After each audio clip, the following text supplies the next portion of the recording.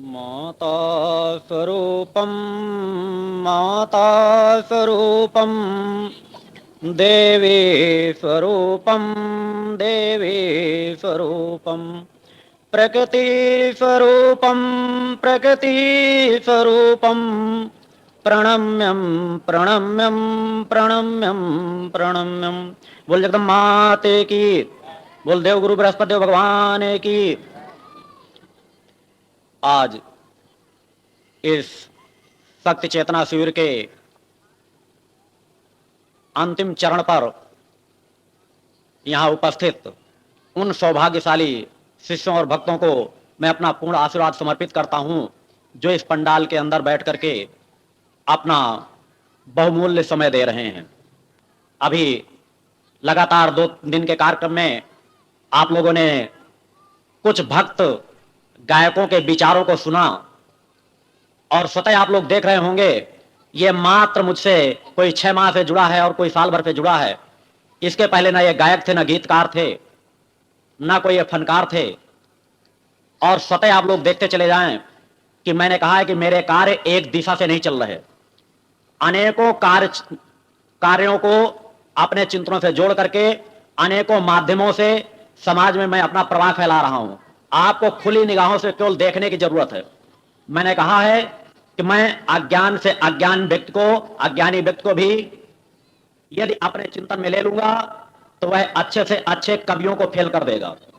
अभी मात्र कुछ ही समय हुआ है, आगे आप स्वतः देखते चले जाएंगे कि मैं समाज में हजारों गीतकार पैदा कर दूंगा, 1-2 की बात नहीं करता। और वो सभी नए गीतकार होंगे, उनके कंठ में सरस्वती का वास होगा। क्योंकि मैंने कहा है कि मैं सतत अपनी साधनाओं को, अपने क्रमों को समाज में लुटा रहा हूं। और जैसा कि अभी एक रमेश प्रसाद शुक्ला ज्वाला जिन्हें जानते हो, जिन्होंने अपने व्यथित विचार कल भी व्यक्त किए और आज भी व्यक्त किए, अवगत करा देना मेरा फर्ज है। वो मेरे इस जीवन के सगे बड़े भाई हैं और बचपन में मेरे साथ उनका बहुत कुछ समय व्यतीत हुआ है। और वही व्यथा उनके शब्दों में आ जाती है कि काश वो कहते हैं कि गुरुदेव को हम पहले पहचान जाते तो और कुछ लाभ उठा लेते। पहचानने में जो हमारी इतनी उम्र निकल गई, उसका अफसोस सदा उन्हें होता रहता है। मगर मैं चाहूंगा कि अब जब यह मिलन हो ही रहा है, केवल व्यक्ति उनकी बात नहीं है, समाज के भक्तों को, तो वह कम से कम अब ही अगर कहते हैं तो अब की पहचान को आगे दिशा दे लें। मगर यह निश्चित है, मेरा दावा है, आप जितना मेरे पीछे दौड़ते चले जाएंगे, मेरे अपने आप का विस्तार उतना ही बड़ा होता चला जाएगा।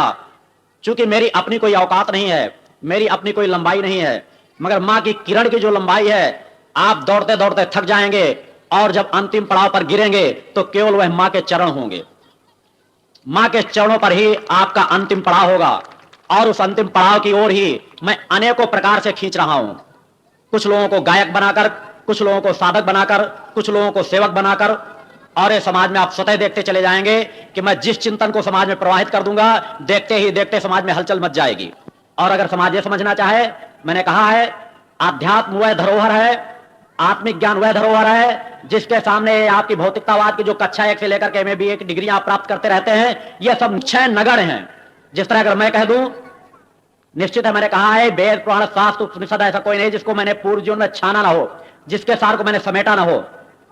मगर इस जीवन में मैंने विद्यालय के ज्ञान पर ज्यादा महत्व नहीं दिया। मगर आज भी कहता हूं, हर क्षेत्र में अगर कभी समाज आजमाना ही चाहे किसी क्रम में, तो कोई बड़ा सा बड़ा कवि और गायक मेरे सामने खड़ा हो सकता है। और अगर वह मेरे चिंतन को कहीं पर भी डाउन कर दे, मेरी भावनाओं को कहीं पर रोक दे, और मैं तो यहां तक कहता हूं, मैंने शिष्यों को अपनी बात कही है कि आने वाला समय आएगा कि आप लोग 1-1, 2-2 दिन, 4-4 दिन, महीनों केवल शिष्यों के विचार गायक के रूप में सुनते रहेंगे। क्योंकि यह प्रवाह मैं इसलिए डाल रहा हूं कि गीतों के माध्यम से वह विचार जितने कम से कम शब्दों में व्यक्त किए जा सकते हैं, वह अन्य क्षेत्रों से व्यक्त नहीं किए जा सकते। यहां तक मैं अगर अपने चिंतन भी देता हूं तो उन चिंतनों में भी सीमित नहीं किया जा सकता, उसको विस्तार से देना पड़ता है। मगर गीत के माध्यम से बड़ी सी बड़ी अपनी बात बड़े कम से कम चंद शब्दों में कही जा सकती है। और वह विचार जैसे मैंने साल भर पहले कुछ भक्तों से अवगत कराया था, उसके परिणाम है आज। साल भर पहले ऐसा कोई भी एक गीतकार नहीं था जो मेरे साथ जुड़ा हो, और मैंने कहा था कि मैं कुछ क्षेत्रों में अपना आशीर्वाद फैला चुका हूं और देखते देखते अनेक गीतकार बन जाएंगे। क्योंकि मैं कोई चीज अपने ऊपर लेकर नहीं समाज में जाना चाहता। मैंने कहा हो सकता है मेरा आगे आने वाला समय ऐसा हो कि मैं आप लोगों को ज्यादा समय न दे सकूं, मगर मेरे चिंतनों से ओतप्रोत शिष्य आप लोगों के दिलों में हिलोरे उठा देंगे, आप लोगों के ममता के सागर का आनंद करा देंगे। क्योंकि यहाँ के कुछ वे भक्त भी उपस्थित हैं। जब मैं यहाँ 3-4 साल पहले आया करता था, केवल सफेद धोती कुर्ता पहन करके आया करता था, बड़े सामान्य अवस्था में अपनी बातें कहा करता था कि मेरी अपनी स्थिति क्या है, आगे आने वाला समय क्या होगा। आज वह सब कुछ उसी तरह यथार्थ में है, मगर तब वह भी उतना विश्वास न कर सके, असमंजस की स्थिति में रहे। मैं यहाँ के शिविर की बात नहीं कर रहा, क्योंकि मैंने कहा मैं जब हरियाणा में आता हूं तो अपने कार्यों को बड़ा सामान्य तौर से करके चला जाता हूं। क्योंकि यहाँ के लोगों का उभार यदि जागृत मैंने कर दिया तो उसकी व्यवस्था को कोई संभाल नहीं पाएगा। क्योंकि हरियाणा प्रांत में भावनाओं की अधिकता है, इस बात को मैं जानता हूं, मगर उस भावनाओं की अधिकता को मैं मां के चरणों की ओर धीरे धीरे जोड़ना चाहता हूं। यदि बहुत बड़ा समाज उपस्थित कर दूं तो यहां उस व्यवस्था को संभालना नहीं जाएगा, और उनकी भावनाओं से हो सकता है जो मुझे दिशा देना है वह दिशा न दे पाऊं। अन्यथा मेरे उन शिष्यों से पूछें जो व्यवहारी से आए हैं, भदवा से आए हैं, कि मैंने वहां पर वो हलचल मचा दी कि पूरे नगर के नगर को नचा करके रख दिया। लोग पागल हो उठे, अपने आप को इस अवस्था में कर बैठे कि लोगों ने वहां जो मेरा शिविर हुआ, मेरी जो विदाई हुई, उसको राम वन गमन से तुलना कर बैठे। तहलका मच गया पूरे नगर के नगर में, हलचल मच गई पूरे नगर के नगर में। यह सब कुछ क्यों होता है? और मैंने स्वतः कहा है कि मैं जब जिस क्षेत्र में चाहे लूंगा, पूरे नगर के नगर को अपने चिंतन में ग्रसित अवश्य कर लूंगा। ये अनेकों क्षेत्रों में मैंने कर रखा है। व्यवहारिक क्षेत्र के यहाँ 50 भक्त आए हुए हैं, आप उनसे पता कर सकते हैं कि वहां मात्र 24 घंटे में मैंने जो हलचल मचाई है, ये प्रमाण आप लोगों के बीच बैठे हुए हैं। आप उनसे पूछें कि 24 घंटे के मेरी मचाई हुई हलचल उनके सामने यह स्थिति पैदा कर दी है कि आज अगर मैं उनसे कह दूं तो अपना घर बार भी छोड़ने के लिए अनेकों भक्त शिष्य तैयार बैठे हैं। क्योंकि मैं आप लोगों को घर बार नहीं छोड़ाना चाहता, आपको मां के चिंतनों से जुड़ाना चाहता हूं, मगर हर जगह मैं अपनी साधनात्मक ऊर्जा का एहसास कराता हूं कि साधनात्मक ऊर्जा में कितनी बड़ी क्षमता है कि पूरे क्षेत्र को अपनी ऊर्जा से प्रभावित किया जा सकता है, मां की ऊर्जा को जागृत किया जा सकता है। व्यवहारी नगर के आसपास से भी अगर मैं गुजरता हूं तो मेरे शिष्यों को स्वप्न के माध्यम से जानकारी मिल जाती है। अनेकों शिष्य यहां बैठे हैं, उनसे पूछिए, कभी मेरे प्रोग्राम की जानकारी नहीं होती हो, कभी कानपुर वगैरह की दिशा में आता हूं तो मुझे रात को चोरी से वहां से आना पड़ता है, क्योंकि मैं जानता हूं वहां इतना बड़ा जनसमुदाय उमड़ पड़ता है कि पुलिस प्रशासन भी व्यवस्था को संभाल नहीं पाता। यदि मैं यहां भी अपने चिंतनों को जागृत कर देता तो यहां अभी कार्यकर्ता मेरे पास कम है। क्योंकि मैंने कहा है जो जो समाज में वह पात्रता आती चली जाएगी कि मेरे वातावरण को संतुलित कर सके, संभाल सके, तो मैं दावा करता हूं कि आप जब कह देंगे मैं पूरे यमुना नगर के नगर को मां मैं वातावरण में ग्रसित करके रख दूंगा। आवश्यकता है कुछ पात्र लोगों की, और यह कार्य मैंने पूर्व में किया है। भदवा और व्यवहारी दो ऐसे क्षेत्र हैं कि आप पता कर सकते हैं, भदवा के भी भक्त आए हुए हैं और व्यवहारी के भी भक्त आए हुए हैं। जहां मैं पहली बार साधनात्मक क्रम से प्रवेश किया और मात्र 24 घंटे में वह हलचल मचाई कि अनेकों संस्थाओं ने अपने संस्थाओं के क्रमों को छोड़ करके वह मां के चरणों को पकड़ लिया। क्योंकि मैंने कहा है मेरी कोई अपनी अलग से संस्था का क्रम नहीं है, सभी संस्थाओं का जो सार है उन मां के चरणों की ओर आप लोगों को बढ़ाता हूं। मेरा चिंतन है जो कुछ मैंने कैस्टों में 20-25 कैस्टें वहां अलग अलग उपलब्ध हैं, मेरे अनेकों क्षेत्रों के चिंतन आ चुके हैं। उन चिंतनों को पहले आप श्रवण करें, समझें। पत्रिका में भी कुछ चिंतन दिए गए हैं, उनको भी आप प्राप्त करें, उनको पढ़ें और समझें। आप लोग जब मेरे पूर्व के चिंतनों को कुछ समझ करके उस वातावरण में आ पाएंगे तो मैं आगे का वातावरण स्वतः आपको प्रदान कर दूंगा। यह निश्चित है। मैंने बार बार कहा है कि कोई शिष्य अगर पीछे हटना चाहेगा, कोई मां का भक्त पीछे हटना चाहेगा तो मैं कभी उसको खींचूंगा नहीं, मगर यह निश्चित दावे के साथ कहता हूं कि कोई 2 कदम मेरी तरफ चलेगा, 4 कदम बढ़ करके उसे अपना जरूर लूंगा।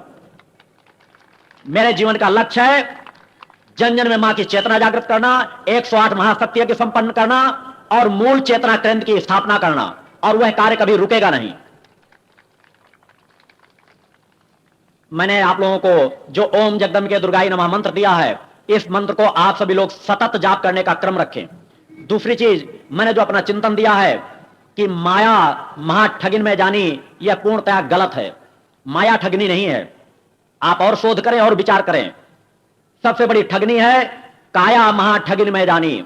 मेरे हिसाब से यह स्थूल शरीर और काया महा ठगनी है। इस काया से अपने आप को बचाना है, क्योंकि यह काया आपको हर पल लूट रही, ठग रही है। धीरे धीरे कभी आपका बचपन अवस्था था, आज युवा अवस्था है, वृद्धावस्था है, और धीरे धीरे अंतिम वह समय आएगा जब आप मृत्यु की अंतिम घड़ियां गिन रहे होंगे, क्योंकि चेतनावानों की मृत्यु कभी नहीं होती, मगर अचेतन की मृत्यु ही होती है। क्योंकि उनका सब कुछ अंधकार में होता है, उसे मृत्यु ही कहा जाएगा।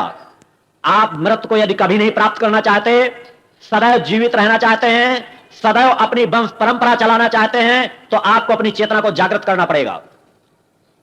क्योंकि वंश परंपरा आप कब और किसकी चला रहे हैं, यह कभी बच्चे पैदा करके चलाने का क्रम नहीं चल सकता।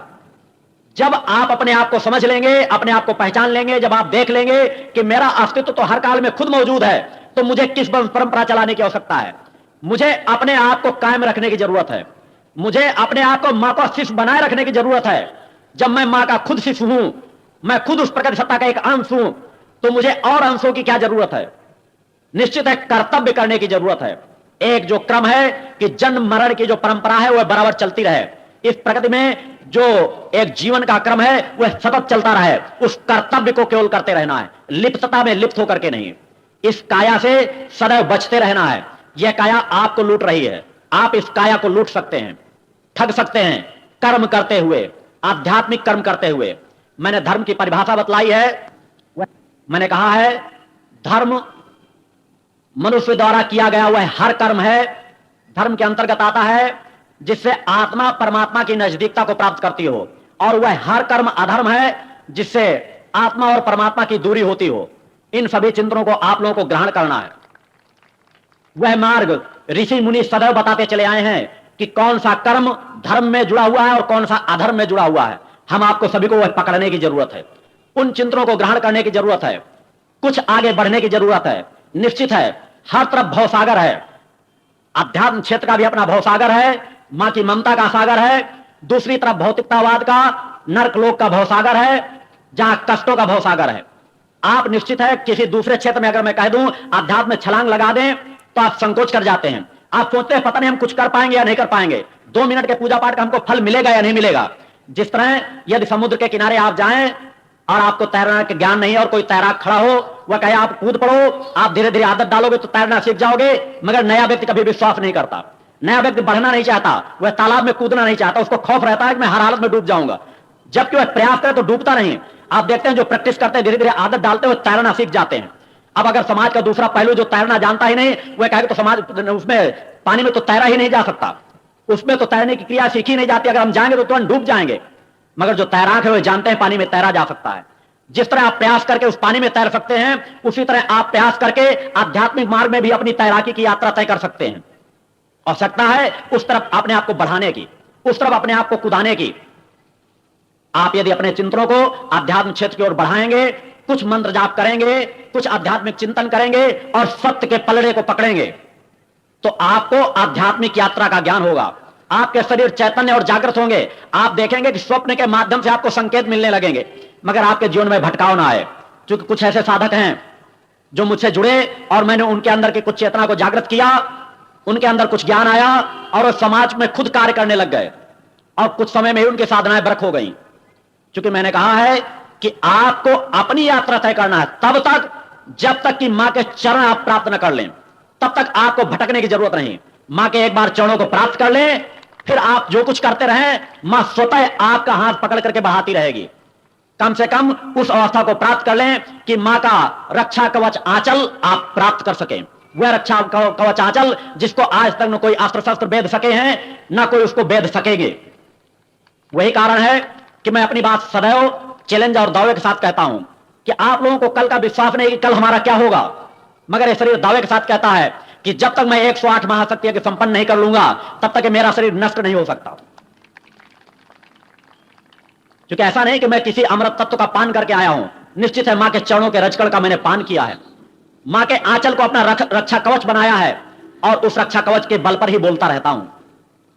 आप लोगों को भी उसी चीज को प्राप्त करना है। गुरु का कर्तव्य है जो उसके अंदर है वह इस शिष्यों पे ढाल दे। आप लोगों को आध्यात्मिक यात्रा तय करना है। आप लोग भौतिक कामनाओं को लेकर मेरे सामने उपस्थित होते हैं, यह आपका सबसे बड़ा दुर्भाग्य है और सबसे बड़ी नादानी है।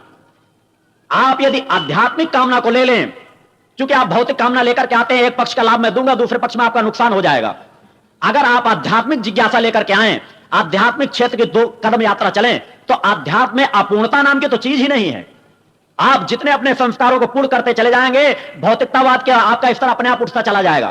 तो ये प्रकृति का स्वाभाविक गुण है, क्योंकि जिस तरह अगर आग प्रज्वलित होगी तो उसकी हीट और आंच तो सब जगह फैलेगी फैलेगी। अगर पुष्प खिल जाएगा तो उसकी सुगंध तो चारों तरफ फैलेगी, उसे कौन रोक सकता है। उसी तरह जब हमारे आपके संस्कार जागृत होते हैं तो सब कुछ बिन मांगे मिलता रहता है। वही तो कारण है, क्योंकि एक साधक और एक योगियों को किसी चीज की अपूर्णता क्यों नहीं खलती। हर कुछ अपने आप पूर्ण रहता है, क्योंकि उनको जब जिस चीज की आवश्यकता होती है प्रकृति स्वतः उससे पहले आगे उनके सामने उपस्थित करती रहती है। आप लोग भी वह स्थान प्राप्त कर सकते हैं। कल्प वृक्ष हमारे अंदर बैठा है, उस कल्प वृक्ष को पहचानने जागृत करने की जरूरत है। जब हम अपनी चेतना को जागृत कर लेंगे, यह भी एक ज्ञान है। अध्यात्म को एक दूसरा मार्ग न समझ लीजिए, यह भी एक ज्ञान है, यह भी एक क्रियाएं हैं, यह भी एक उसी तरह शोध का कार्य है कि आप अपने शरीर को रोम रोम को जिस तरह जागृत करेंगे तो हर नाड़ियों के शोधन से एक अलग शक्ति आपके शरीर में उपस्थित हो जाती है। और जब समस्त नाड़ियां आपकी जागृत हो जाती हैं तब आप प्रकृति से एकाकार कर लेते हैं। आज आप समाज में देखते हैं एक आंध्र निर्मूलन संस्था बनी है जो कहती है देवी देवता कुछ है ही नहीं, धर्म सब कुछ ढकोसला है। मैं उनसे कहता हूं कि वह अगर धर्म को ढकोसला कहते हैं तो सत्य क्या है। कल को यह कहने लगेंगे कि हम बिना बाप के पैदा हो गए हैं, कल को कह देंगे कि हमारे पिता का अंश हमारे उसमें है ही नहीं। क्योंकि जो अपने इतिहास को भूल सकते हैं वह अपने बाप को भी भूल सकते हैं। उन आंध्र निर्मूलन संस्था को भी, चूंकि शायद मेरे शिष्यों से हरियाणा में उन्होंने कुछ चर्चा की थी, चूंकि मैंने कहा है इस दुनिया का कोई ऐसा चैलेंज नहीं है जिसे मैं स्वीकार न कर सकूं। आंध्र निर्मूलन संस्था ने जो कहा है उन्हें मैं चैलेंज और दावा करता हूं कि अपना कोई भी एक व्यक्ति दे दें, मुझसे 10-20 लाख का जितना बांड भरा लें, 7 वर्ष में वो जितना कमा ना सकेंगे, और 7 वर्ष लगातार साधना संपन्न मैं कराऊंगा और उनके अंदर का सूक्ष्म जागृत करके उन्हें सामने खड़ा करके दिखा दूंगा। अगर वह पेट यौन को देखना चाहते हैं तो मात्र 1 महीने के अंदर दिखा दूंगा। अगर वह मेरी चेतना का कार्य देखना चाहते हैं तो मैं दिखा दूंगा कि मैं किसी के शरीर के मर्ज और बीमारी को केवल स्पर्श मात्र से अपने शरीर में ले सकता हूं। अगर वो देखना चाहें तो मैं शक्ति जल को अपने हाथ से देकर के दिखा सकता हूं कि किसी बड़ी बड़ी बीमारी को एक निर्धारित समय में मैं दूर कर सकता हूं। मैं जादूगरी और चमत्कार के कार्यक्रम नहीं दिखाऊंगा कि अगर वो चाहे कोई चीज गुरुजी अचानक उपस्थित कर दें, ये तो जादूगरी से भी हो जाता है। कल को कह देंगे तो जादूगरी से हो जाता है। कहीं तस्वीरों से भभूत गिरने लगे तो निश्चित है केमिकल आजकल ऐसे आते हैं जिनसे भभूत गिरने लगेगी। मगर मैं वह कार्य करूंगा जो कोई जादूगर से करने की क्षमता नहीं है। जिस तरह किसी की बीमारी कोई जादूगर नहीं ले सकता, भविष्य में कब कौन सी घटना घटित होगी इसको कोई जादूगर नहीं कर सकता। अगर उनकी सामर्थ्य हो, अगर वो कहते हैं देवी देवता कुछ नहीं है, अध्यात्म नकारा है, तो मैं दावा करता हूं तुम्हारी आंध्र निर्मूलन संस्था में अगर क्षमता हो तो तुम भविष्य की कोई एक घटना बताओ जो प्रमाणित हो जाए। और इस शरीर में कौन सी ऐसी चेतना बैठी है जो भविष्य की एक एक घटना को यथार्थ रूप में दे सकती है। मैंने कहा था अगर 11,000 जनता यहां उपस्थित हो जाएगी तो मैं तत्काल बता करके जाऊंगा कि अगला प्रधानमंत्री भारत का कौन होगा, एवं 4 और महत्वपूर्ण भविष्यवाणी दूंगा। मुझसे शाम तक भी कुछ शिष्यों ने समय मांगा, मैंने शाम का भी समय दे दिया। अगर उस आंध्र निर्मूलन क्षमता संस्था में क्षमता है, सामर्थ्य है, तो एक ऐसा आयोजन करे और देखे। मगर एक शर्त होगी मेरी, मैं उनसे धन और रुपए का लालच नहीं है। निश्चित है उनको अपनी संस्था के सभी लोगों को यह बांड लिखित रूप से देना पड़ेगा कि अगर वह मेरे सत्य को स्वीकार कर लेते हैं, यह स्वीकार करा देता हूं कि एक आम मानव के परह की बात में कार्य कर देता हूं, तो उनको अपनी संस्था को उसी दिन बंद करके पूरे संस्था की क्षमता को मां के चिंतन को जन जन में जागृत करने में लगाना उसे पड़ेगा। और अगर इतना वह नहीं कर सकते तो इस तरह के पागल लोगों की मैं एक भी बात सुनना पसंद भी नहीं करता हूं। ऐसे पागल लोगों को किसी न किसी दिन ग्वालियर जैसे कारखाना, वहां जो अस्पताल है, वहां पर पहुंचने के लिए बाध्य कर दूंगा। उनके अंदर ऐसे उथल पुथल पैदा कर दूंगा, उनके अंदर ऐसी तड़प पैदा कर दूंगा कि वह या तो एक न एक दिन मां के चरणों में गिरेंगे, या तो एक न एक दिन ऐसी स्थिति पैदा होगी कि उनके हाथ केवल अफसोस और तड़प के अलावा कुछ रह नहीं जाएगा। क्योंकि मैंने कहा अगर समाज को समझना है तो मेरे हाथों के योग देखें। जिसके हाथ में सूर्य योग पड़ा हो, इसके अलावा जिसके हाथ में 11 अन्य विशिष्ट योग पड़े हों, 21 दिन का समय किसी को देना पड़ेगा। ब्रह्म मुहूर्त में मैं सभी योग उनको दिखा सकता हूं, बशर्ते मेरी कुछ शर्तें होंगी। और देखें पूरा आध्यात्म तलाशें कि जिसके हाथ में यह योग होंगे उसके सामने यदि वह दुनिया में कोई भी प्रवाह देना चाहे, चिंतन देना चाहे, तो किसी की सामर्थ्य नहीं कि रोक सके। उसका तपबल क्या होता है यह सब कुछ वर्णित है। आप मेरे शरीर की पहचान दे सकते हैं। पूर्व में आज से 400-500 वर्ष के पहले जो भविष्यवक्ताओं ने चिंतन दिया है उनमें सब कुछ मेरी पहचान लिखी हुई है। कि मैं किस ग्राम में पैदा होऊंगा, किस जात में पैदा होऊंगा, किन नदियों के आसपास मेरा जन्म होगा, मेरा कार्य क्षेत्र कहां होगा, कब से कब तक मैं कहां रहूंगा, मेरे शरीर के किन अंगों में कौन सी पहचान होगी। इन पहचानों को मैंने खुदवा करके नहीं बना लिए। ये पहचान मेरी जन्म से मेरे शरीर में है। इन पहचानों को आप लोग देख सकते हैं, समझ सकते हैं। और उसके बाद भी अगर आप आंख न खोलें, जिस तरह मैं आपके सामने बैठा हूं, आप कह दें कि आप मेरे सामने बैठे ही नहीं, तो इसको क्या कहा जाएगा आप लोग स्वतः समझ सकते हैं। कोई लड़का अपने बाप को ही कह दे कि ये मेरे बाप हैं ही नहीं, बिना इनके मैं पैदा हो गया हूं, तो यह उसकी अपनी बुद्धि का अजीर्ण माना जाएगा।